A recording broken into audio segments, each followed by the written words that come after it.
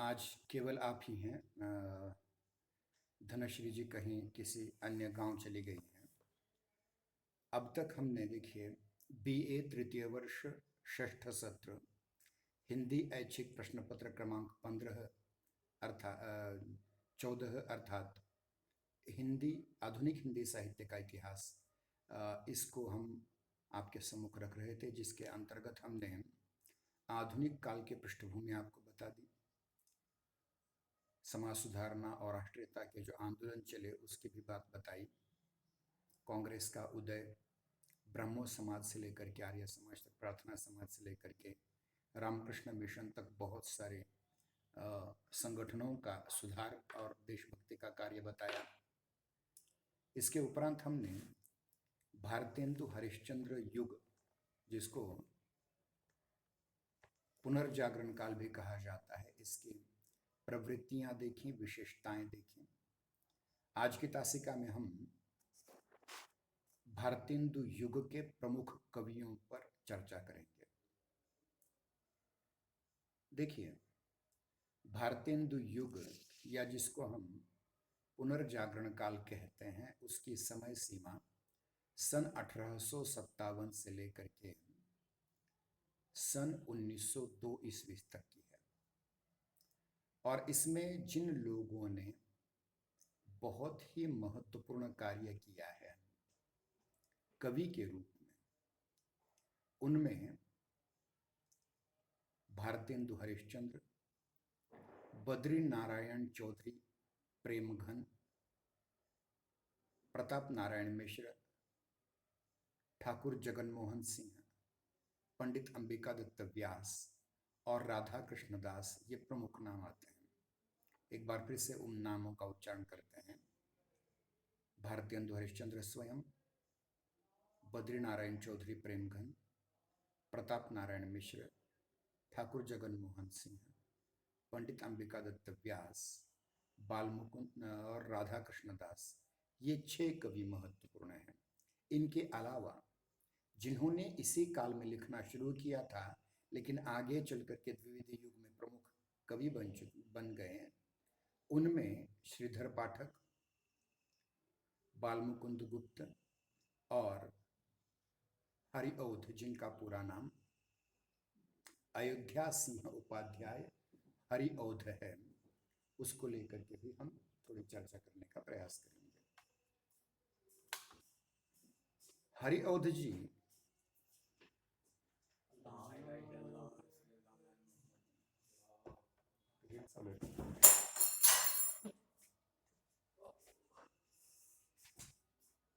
काय झालेलं नाही, नाटक करू नको। तो देखिए कि जिस युग को हम भारतेंदु युग नाम से जानते हैं, जिसको प्रवृत्ति परक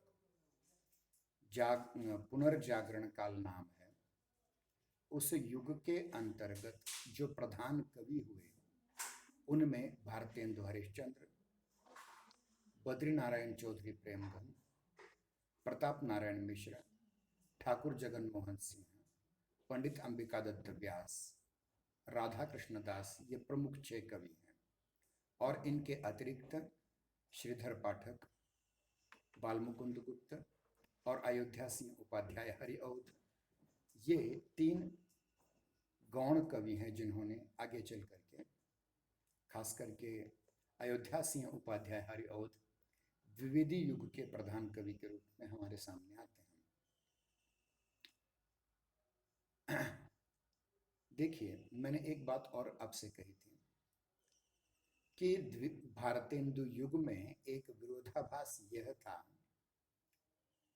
कि इस युग में कविताएं ब्रज भाषा में लिखी गई और सारा का सारा जो गद्य है वह गद्य किस रूप में लिखा गया?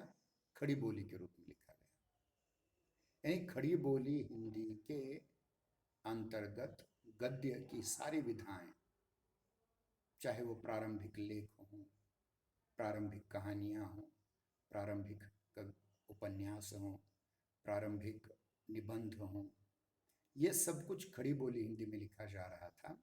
परंतु कविता, इस युग की कविता है, वो ब्रज भाषा में ही लिखी जा रही थी। अब हम एक एक करके इस काल के केवल 6 कवियों का परिचय प्राप्त कराएंगे, क्योंकि जो श्रीधर पाठक जी हैं वो अनुवाद पर ज़्यादा महत्व देते हैं। मतलब उन्होंने जैसे अंग्रेजी काव्यों का हिंदी अनुवाद किया, इसलिए उन्हें हम प्रथम श्रेणी के कवि नहीं मानते। बालमुकुंद गुप्त का गद्य में ज़्यादा स्थान है, और हरिऔध जी, अयोध्या सिंह उपाध्याय हरिऔध जी, अगले युग अर्थात 1902 से लेकर के 1918 तक का जो युग है, जिसको हम द्विवेदी युग नाम से जानते हैं, उसके अंतर्गत प्रधान कवि हैं। तो ये 6 कवि जो मैं फिर से इनका नाम बताऊं आपको: भारतेंदु हरिश्चंद्र, बद्रीनारायण चौधरी प्रेमघन, प्रताप नारायण मिश्र, ठाकुर जगन मोहन सिंह, अंबिका दत्त व्यास और छठे राधा कृष्ण दास, जो भारतेंदु हरिश्चंद्र के भतीजे थे। इनको लेकर के भी हम चर्चा करेंगे। तो सबसे पहले हम आरंभ करते हैं भारतेंदु हरिश्चंद्र जी को लेकर के। भारतेंदु हरिश्चंद्र जी एक कवि थे जिनका जन्म सन 1850 में हुआ और सन 1885 में इनकी मृत्यु हुई। मात्र 35 वर्ष की आयु, 50, 60, 10, 70, 20, 80, 30 और 85, 35 वर्ष की आयु में इन्होंने जो युगांतकारी कार्य किया है, इसीलिए इस युग का नाम भारतेंदु हरिश्चंद्र युग रखा गया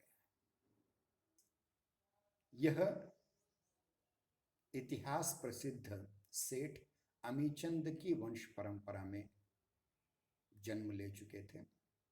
इनके पिताजी, जिनका उल्लेख हमने भारतेंदु पूर्व युग के कुछ साहित्यकारों में किया है, वह हैं बाबू गोपाल चंद्र गिरिधर दास, एक समय के प्रसिद्ध कवि थे। भारतेंदु हरिश्चंद्र ने, भारतेंदु उनकी उपाधि है, उनका नाम है मूलतः हरिश्चंद्र। हरिश्चंद्र ने बाल्यावस्था में ही काव्य रचना आरंभ की थी, और बहुत ही छोटी आयु में उन्होंने कवित्व प्रतिभा और उनकी रचना क्षमता जो थी वो संपूर्ण और दिखाई दे रही थी। सभी लोग उनको मान रहे थे। इतना ही नहीं, उन्होंने अपने समय के रचनाकारों और विशेष करके पत्रकारों का संगठन किया, जिनका नाम ही पड़ा भारतेंदु मंडल। यानी अपने समय के लेखकों, कवियों और पत्रकारों का संगठन करके भारतेंदु मंडल नाम से एक नाम दिया। और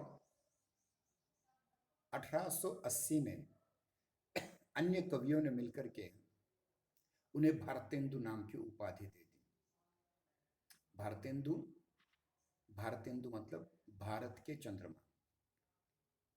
जैसे सितारा ए हिंद उस समय उपाधि अंग्रेजों की ओर से दी जाती थी, तो ये कवियों की ओर से भारतेंदु यह उपाधि दी गई, जैसे भारत के चंद्र, हिंदू मतलब चंद्र।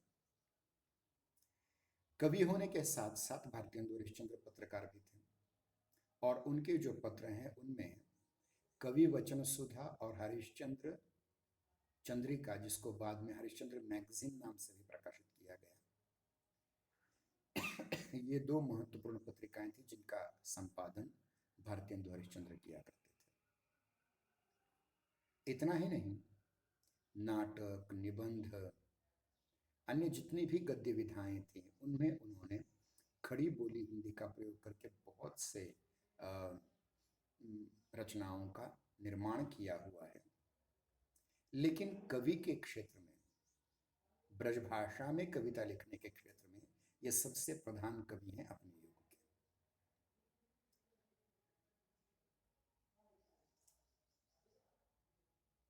उनकी कविताएं अलग अलग विषयों से विभूषित हैं, जैसे भक्ति की कविता, श्रृंगारिकता की कविता, देश प्रेम की कविता, सामाजिक परिवेश और प्रकृति के विभिन्न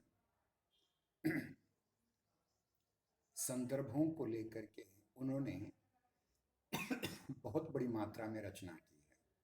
हालांकि केवल 35वें वर्ष में उनकी मृत्यु हुई, परंतु उन्होंने जो कुछ लिखा इस काल में वो बहुत अधिक था, परिमाण की मात्रा में और गुणवत्ता की मात्रा में भी, मतलब क्वालिटेटिव और क्वांटिटेटिव दोनों मात्रा में भारतेंदु हरिश्चंद्र जी ने बहुत कुछ लिखा हुआ है। और उन्होंने जो कविताएं लिखी, उन कविताओं में सरसता है, लालित्य है, या सरसता और लालित्य में भी अद्वितीय कविताएं बन चुकी हैं, और कहीं कहीं स्थूल वर्णनात्मक परिधि के अंतर्गत भी उन्होंने लिखने की कोशिश की है। उनकी काव्य कृतियों की संख्या 70 है, मतलब 70 कविता की पुस्तकें उन्होंने लिखी, आयु से दुगुनी। 35 वर्ष की आयु में 70 पुस्तकें लिखना बहुत आसान काम नहीं है। इनकी काव्य संग्रहों में जो प्रधान काव्य संग्रह हैं, उनके नाम मैं आपको गिना रहा हूं, 70 के 70 नहीं गिनाऊंगा, कभी बाद में, क्योंकि भारतेंदु हरिश्चंद्र विशेष रचनाकार के रूप में भी हमें आगे जाकर के पढ़ने हैं।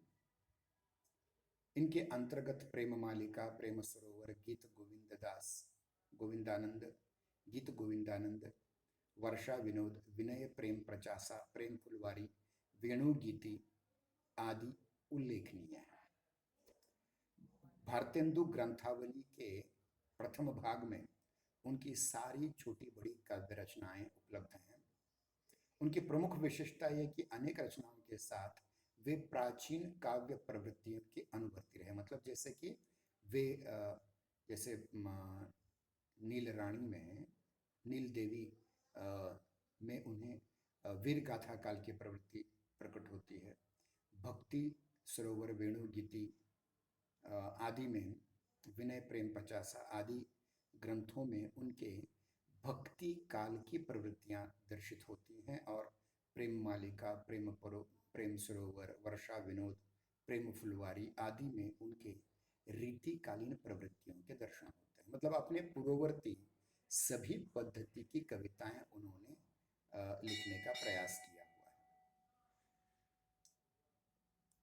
इतना ही नहीं, उन्होंने आधुनिक काल की पहली कविता लिखी, यानी वे वीर गाथा काल का अनुसरण करते हैं, वे भक्ति काल का अनुसरण करते हैं, वे रीतिकाल का अनुसरण करते हैं, और आधुनिक काल के पुरोधा कवि के रूप में भी नए कवियों का मार्गदर्शन भी करते हैं।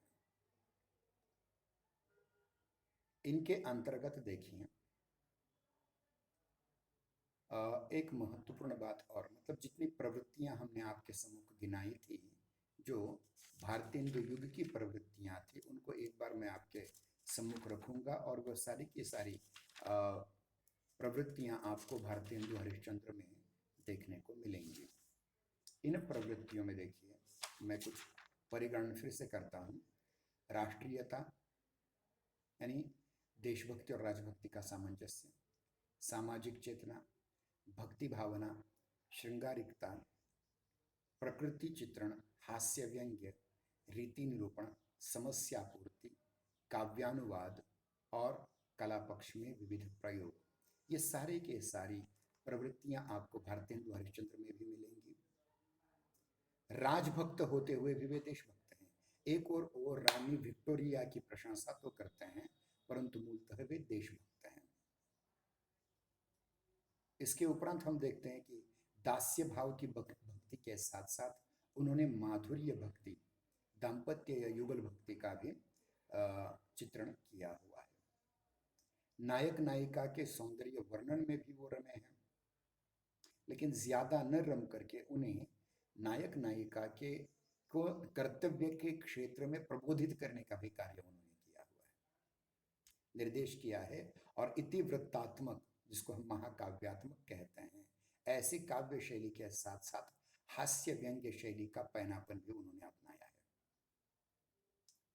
अभिव्यंजना क्षेत्र में भी उन्होंने ऐसे ही परस्पर विरोधी प्रतीत होने वाली प्रवृत्तियों को अपनाया है, जो उनके प्रयोगधर्मी मनोवृत्ति के प्रमाण है। हिंदी भाषा में प्रबल हिंदीवादी के रूप में सामने आने पर उन्होंने उर्दू शैली पर भी कविताएं लिखी हैं, और रसा इस उपनाम से उन्होंने उर्दू भी लिखा है। और बार बार ध्यान दें, वे हिंदी के ऐसे प्रधान कवि थे जिन्होंने हिंदी को बहुत महत्व दिया और लिखा, निज भाषा उन्नति अहे सब उन्नतिन को मूल, बिन निज भाषा ज्ञान के न कटत हृदय को सूल। अर्थात बिना अपनी स्वभाषा की उन्नति के किसी भी प्रकार की उन्नति नहीं हो सकती, और अपनी भाषा में ही अपने हृदय के शूल को, अपने हृदय की वेदना को हम व्यक्त कर सकते हैं।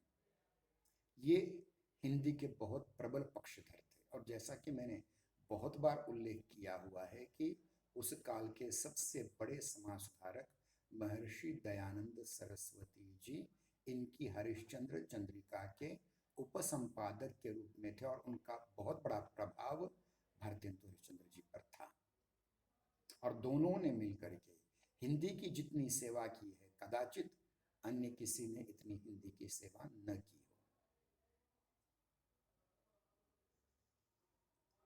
इतना ही नहीं, उन्होंने काव्य रचना के लिए ब्रजभाषा को उपयुक्त माना, और खड़ी बोली में दशरथ विलाप भी, फूलों का गुच्छा कविताएं लिखी। मतलब देखिए कि खड़ी बोली में कविताएं आरंभ करने का भी श्रेय भारतेंदु हरिश्चंद्र को मिलता है, जो आगे चल करके द्विवेदी युग में कविता की एकमात्र भाषा खड़ी बोली बन गई, ब्रजभाषा बाद में नहीं रही। इसका आरंभ भी भारतेंदु हरिश्चंद्र जी ने किया था। मतलब चाहे खड़ी बोली हो, चाहे उर्दू हो, चाहे ब्रजभाषा हो, इनमें बहुत से लिखने का इन्होंने प्रयास किया हुआ है।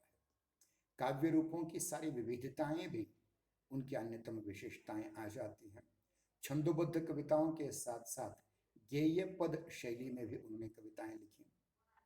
संक्षिप्त में यह कहा जा सकता है कि कविता के क्षेत्र में वे नवयुग के, आधुनिक युग के अग्रदूत हैं। वे अपनी ओजस्विता, सरलता, भाव मर्मज्ञता और प्रभविष्णुता में उनका काव्य इतना प्राणवान है कि उस युग का शायद ही कोई कवि उनसे अप्रभावित रहा हो। मतलब सारे के सारे कवि उनसे प्रभावित रहे। जो युग हम भारतेंदु युग नाम से जानते हैं, 1857 से लेकर के 1902 में, 2 तक का। हालांकि 1885 में ही भारतेंदु जी की मृत्यु हुई थी, फिर भी उनके प्रभाव से जो भारतेंदु मंडल के अन्य कवि थे, वे 1902 तक लिखते रहे, जब तक कि सरस्वती पत्रिका का संपादन महावीर प्रसाद द्विवेदी जी के हाथ में नहीं आया हो। अब उनकी शैली को समझने के लिए एक कविता आपके सम्मुख हम रखने की कोशिश करते हैं। रहें क्यों एक म्यान में असी दोय। मतलब एक म्यान में 2 तलवारें, असी मतलब तलवार, कैसे रहेंगी इस पर। हालांकि यह भक्ति और श्रृंगार का पद है, लेकिन शुरुआत उन्होंने तलवार से की है। रहे क्यों एक म्यान असी दोय, जिन नयनन में हरिरस छायो, तेहि क्यों भावे कोय। जा तन मन में रमी रहे मोहन, तहां ज्ञान क्यों आवे। चाहो जितनी बात प्रबोध हो, ह्या को जो पति आवे।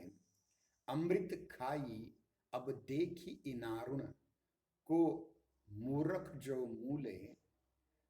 हरिचंद ब्रज को कवली बन, काटो तो फिरी फूले। अर्थात इसका अर्थ भी हम देखने का प्रयास करेंगे कि एक म्यान में 2 तलवारें नहीं रह सकती, और जो श्री कृष्ण की छवि, हरि की छवि इन आंखों में आई है, छा गई है, उनमें कोई और नहीं आ सकता। जिस तन मन में मोहन रम रहा है, वहां ज्ञान नहीं आ सकता। बिल्कुल ये पद भ्रमर गीत सार जैसा है। सूरदास के द्वारा रचे गए पद का अनुकरण करता है, जिसमें उद्धव गोपियों को ध्यान और योग की महत्ता बता रहे हैं, लेकिन वो श्री कृष्ण को ही ज्यादा महत्व दे रहे हैं। इसके आगे का है कि जितना भी आप हमें योग का उपदेश दोगे, प्रबोधन हमारा करोगे, लेकिन हमारे विश्वास में कुछ नहीं आएगा, हम कुछ समझ नहीं पाएंगे, क्योंकि हमारी तो लगन लगी हुई है उस लाल से, उस हरि से, उस श्री कृष्ण से हमें अन्य कुछ नहीं चाहिए। यानी एक बार अमृत हमने चख लिया है, एक बार हमने अमृत खा लिया है, तो हम मूर्खों की तरह छोटे मोटे व्यंजनों का स्वाद लेने की कोशिश ही क्यों करें। और हरिश्चंद्र कहते हैं कि एक बार ब्रज में कदली वन मतलब केले का वन हमने एक बार तोड़ दिया है, तो फिर वहां कुछ दूसरा कुछ और फूलेगा फलेगा थोड़ी ही है।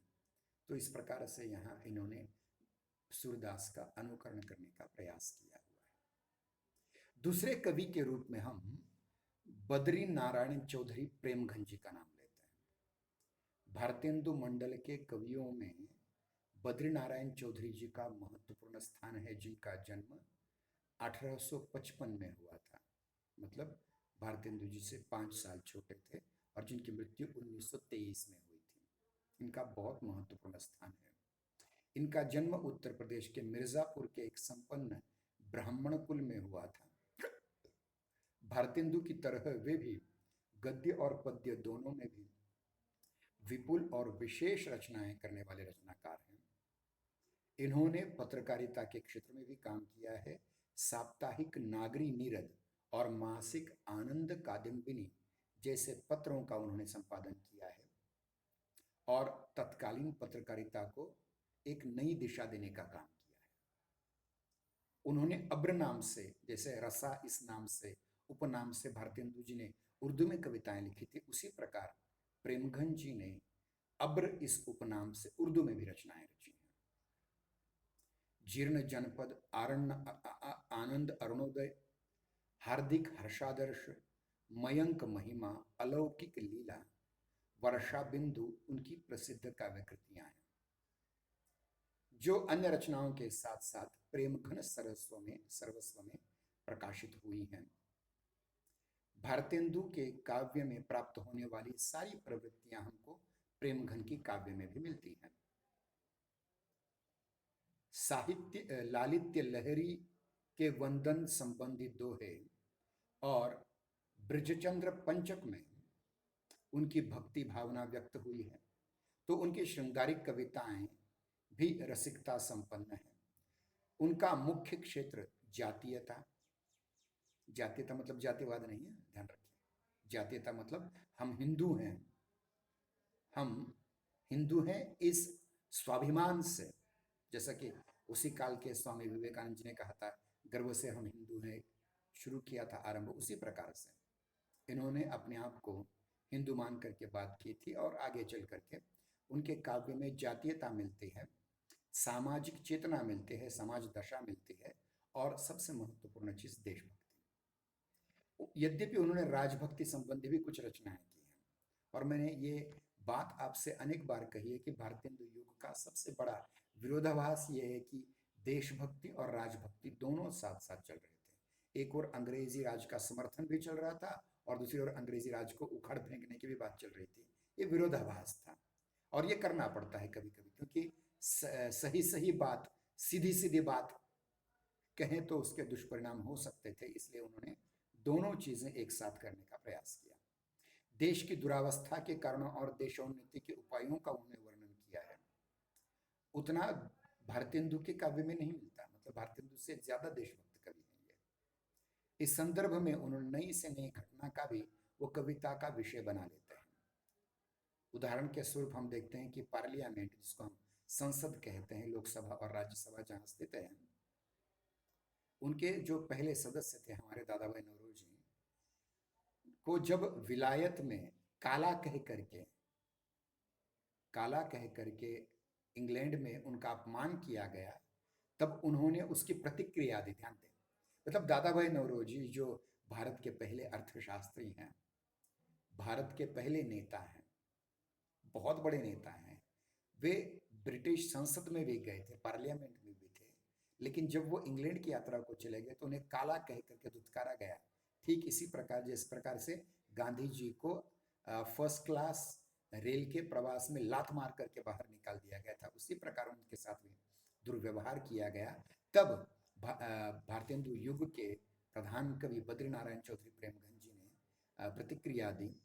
अचरज होत तुम सुसम गोरे बाजत कारे, तासो कारे कारे बहुत हैं पर वह वारे। कारे कृष्ण राम जलंधर अल जल बरसाने वाले, कारे लागत नाही सो कारण को प्यारे। याते नीको हैं तुम कारे, जाहू पुकारे, यह असीस देत तुमको मिली हम सब कारे। सफल हो ही मन में सब ही संकल्प तुम्हारे।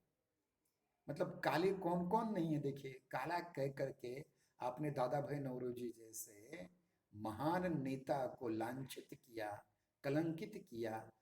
उनका पक्ष लेते हुए वे कहते हैं कि आश्चर्य होते हैं कि तुम हमारे जैसे काले क्यों नहीं हो, हैं?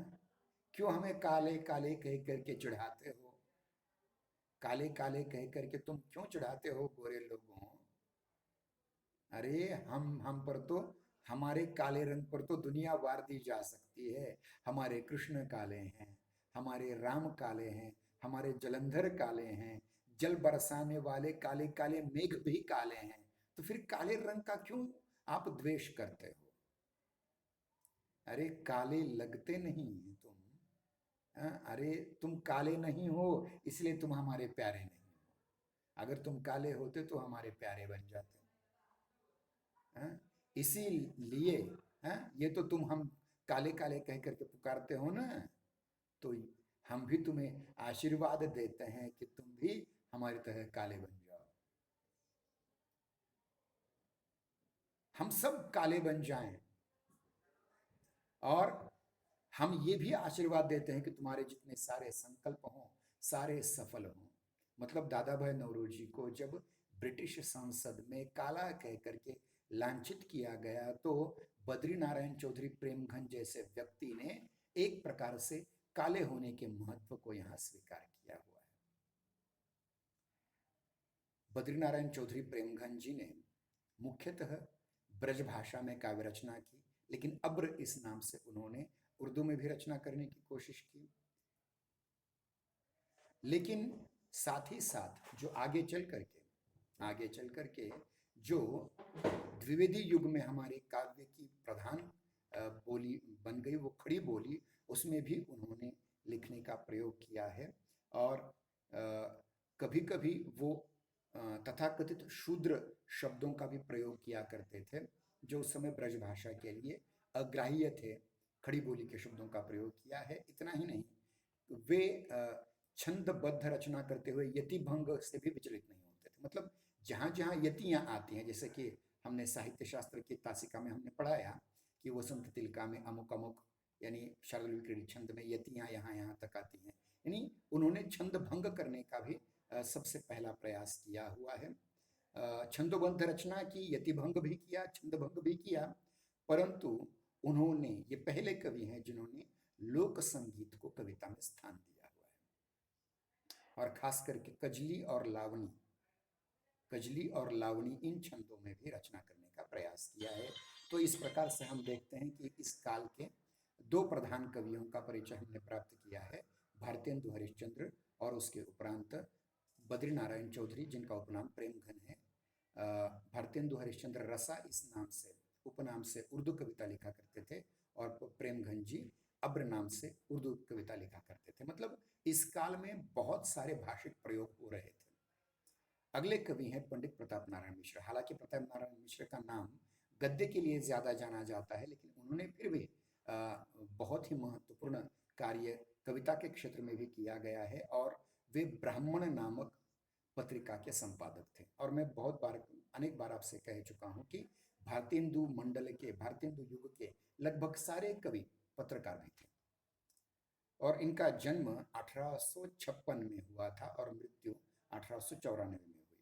इनका जन्म बैजे गांव, जिला उन्नाव, उत्तर प्रदेश में हुआ था। और इनके पिता उन्हें कानपुर लेकर के आए और इस कारण कानपुर में ही इनकी शिक्षा दीक्षा हुई। इनका मूल व्यवसाय था ज्योतिषी का, ब्राह्मण थे, ज्योतिषी थे। और उन्होंने अपने पैतृक व्यवसाय को त्याग करके साहित्य रचना की ओर प्रवृत्त हुए। कविता, निबंध और नाटक उनके प्रमुख रचना के क्षेत्र हैं, लगभग भारतेंदु हरिश्चंद्र जी की तरह ही। इतना ही नहीं, कानपुर के रंगमंच और वहाँ की साहित्यिक संस्था, जिसको रसिक समाज ये नाम था, उसको भारतेंदु मंडल से जोड़ने का भी काम उन्होंने किया हुआ है। उनकी कविताओं के पुस्तकों में प्रेम पुष्पांजलि, मन की लहर, लोकोक्ति शतक, तृप्यंताम और श्रृंगार विलास जैसी रचनाएं हैं, जिन प्रताप लहरी उनकी प्रतिनिधि कविताओं का संकलन है। भारतेंदु के भांति भी उन्होंने विभिन्न विषयों को लेकर के काव्य रचनाएं की हैं, किंतु भक्ति और प्रेम की तुलना में समसामयिक दशा की ओर उनका ज्यादा ध्यान रहे। और राजनीतिक चेतना, जो कांग्रेस की स्थापना होने से पूर्व राजनीतिक चेतना इन कवियों में दिखाई देती है।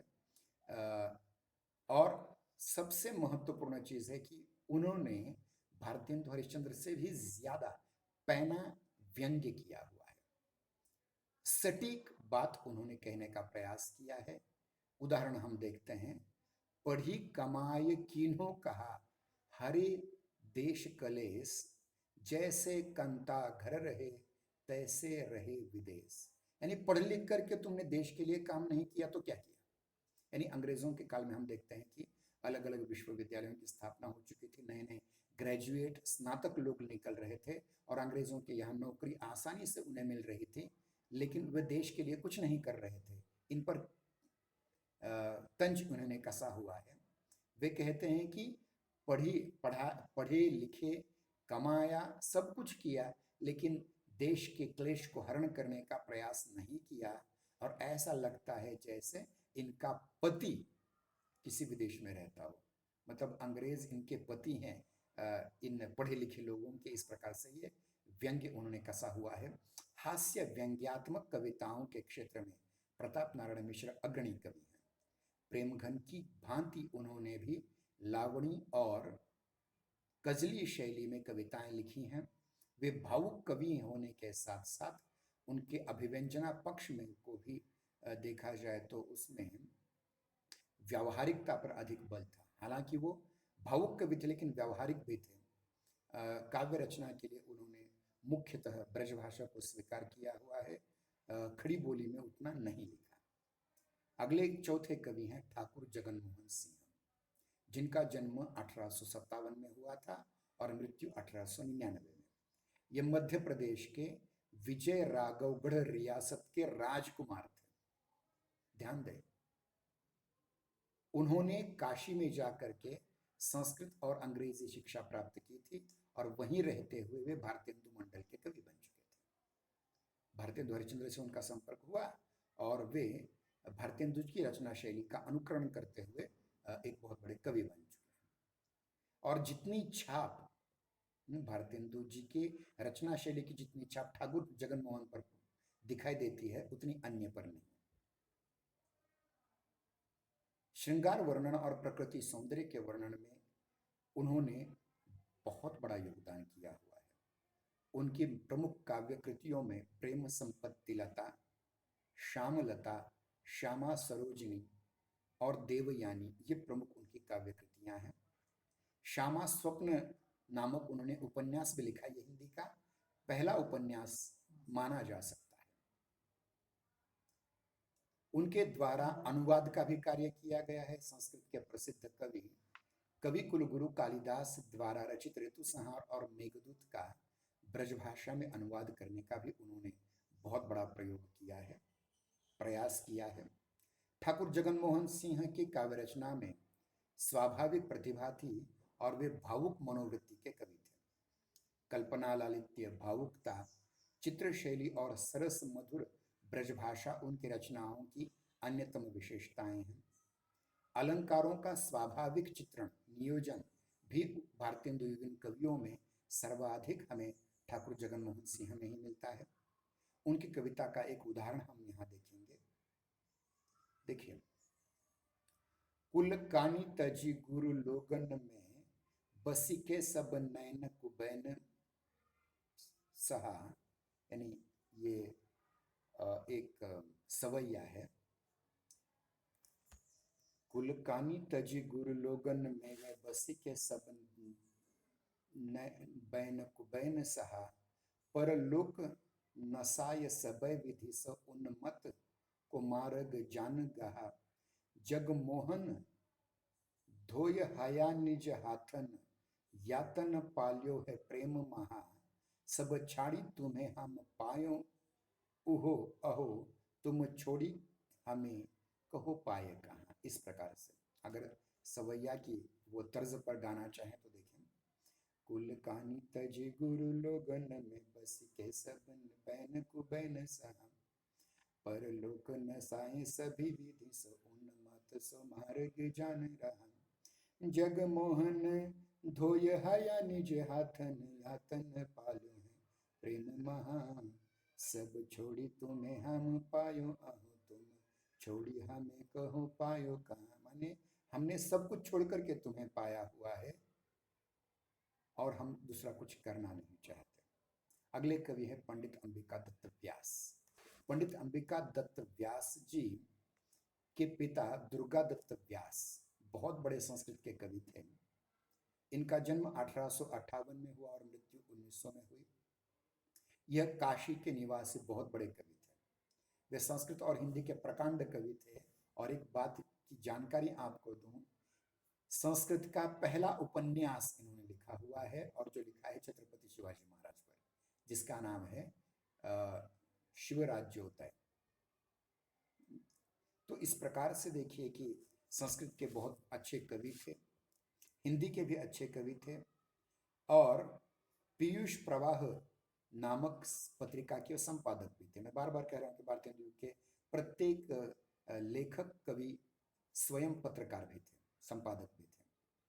उनकी काव्य कृतियों में पावस पचासा, सुकवि सतसई और हो होरी अत्यंत उल्लेखनीय कविता की रचनाएं हैं। इनकी कविता की भाषा ब्रजभाषा ही है। खड़ी बोली में उन्होंने पहला प्रबंध काव्य लिखा, लेकिन जो अपूर्ण था, जिसका नाम था कंसवध। हालांकि आगे चल करके अयोध्या सिंह उपाध्याय हरिऔध ने हिंदी का खड़ी बोली का पहला महाकाव्य लिखा, जिसकी प्रेरणा यहाँ हमें पंडित अंबिका दत्त व्यास जी के रूप में मिलती है। लेकिन उसके उन्होंने केवल 3 ही सर्ग लिखे। हालांकि एक महाकाव्य लिखने के लिए कम से कम 20 सर्ग होने चाहिए, उन्होंने केवल 3 ही सर्ग लिखे थे, इसलिए इसे पूर्ण खड़ी बोली का पूर्ण महाकाव्य नहीं माना जा सकता।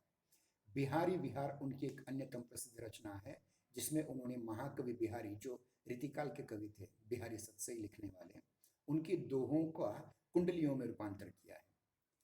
एक बात मैंने इससे पूर्व भी आपसे कही थी साहित्य शास्त्र की तासिका में कि एक कुंडलियां छंद क्या होता है, जिसमें 2 दोहे और 1 रोला, 2 दोहे और 1 रोला या 1 दोहा और 1 रोला, इस पद्धति से रचा गया होता है।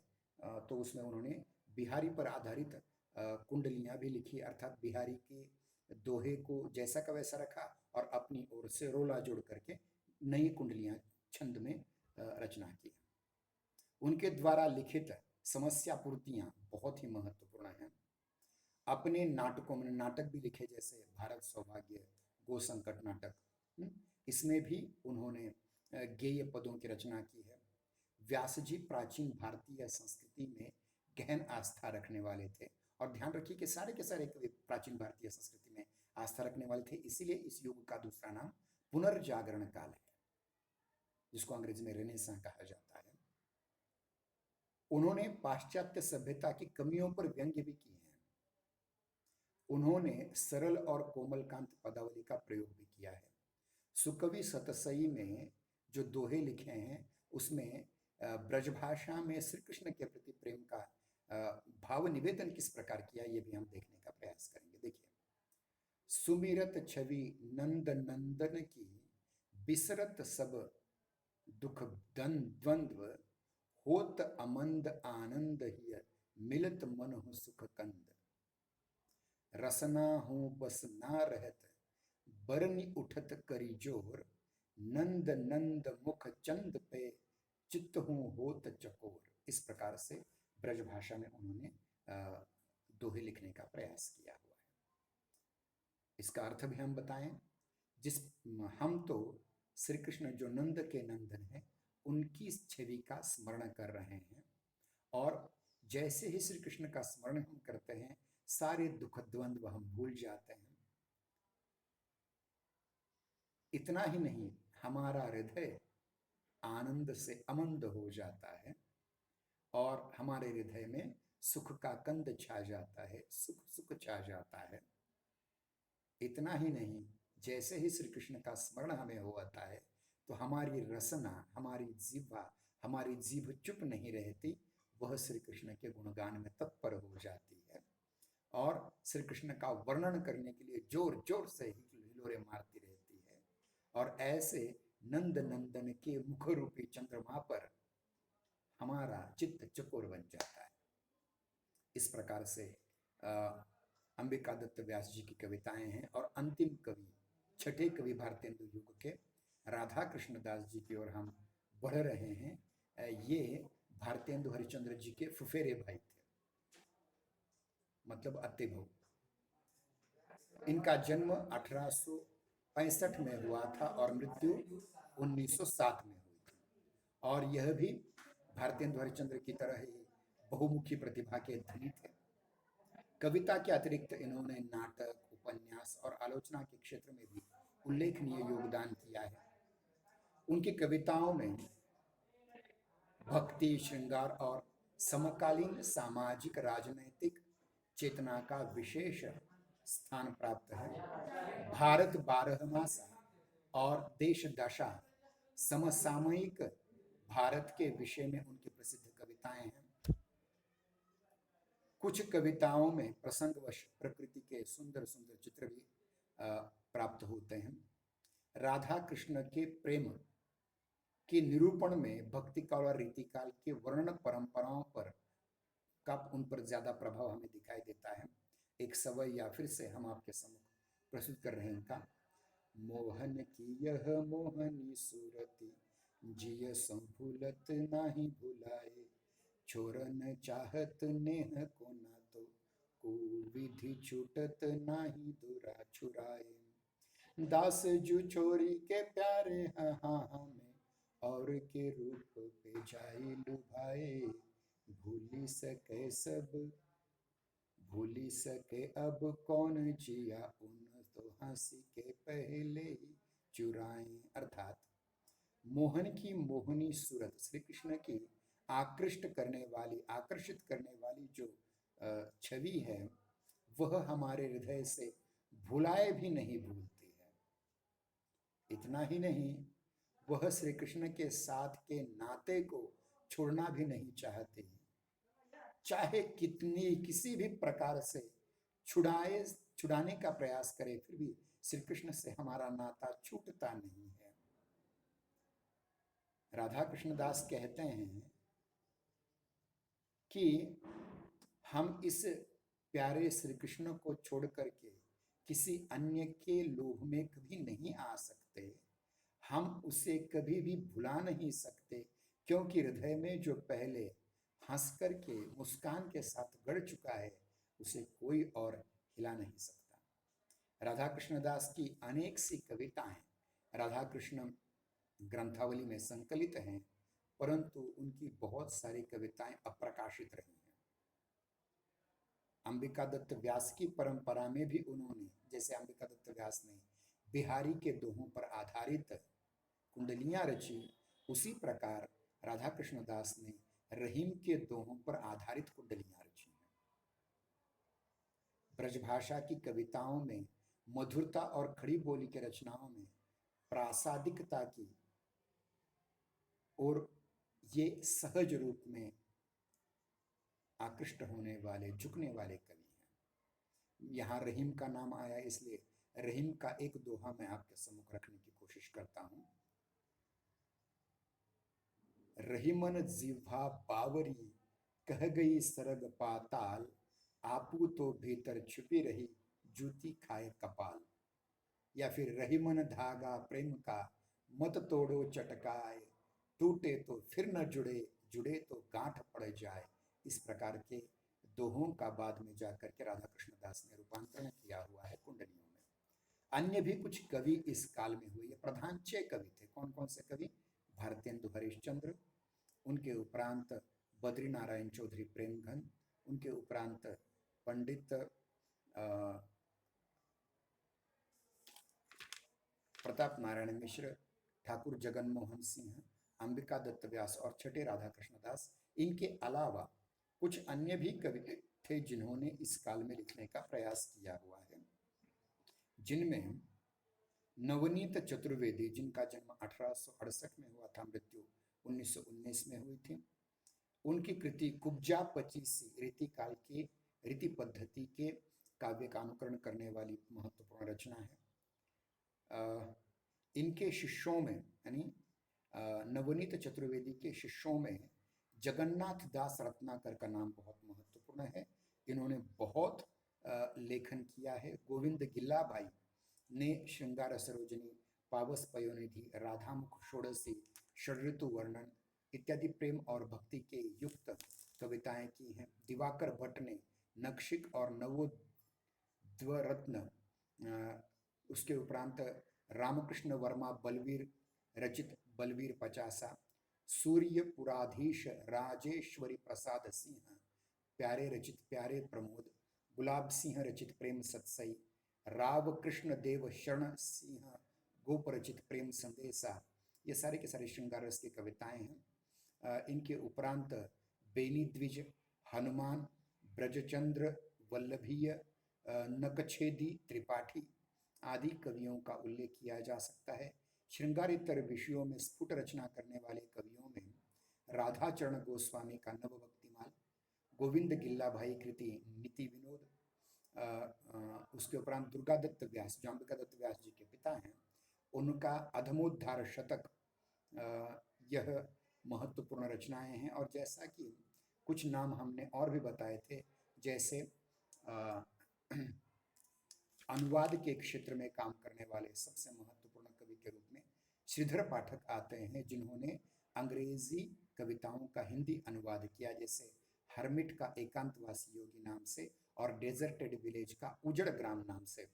बहुत ही महत्वपूर्ण रचनाएं हैं। बालमुकुंद गुप्त, जिनके शिव शंभू के चिट्ठे ये रचना संग्रह, और बाद में जाकर के अयोध्या सिंह उपाध्याय हरिऔध, जिन्होंने भारतेंदु युग में ब्रजभाषा में कविता रची, लेकिन जो बाद में आने वाले द्विवेदी युग के प्रधान कवि के रूप में हमारे सामने आते हैं, जिन्होंने हिंदी खड़ी बोली का पहला महाकाव्य लिखा, जो श्री कृष्ण के संदेशों पर आधारित है, जिसका नाम प्रिय प्रवास है।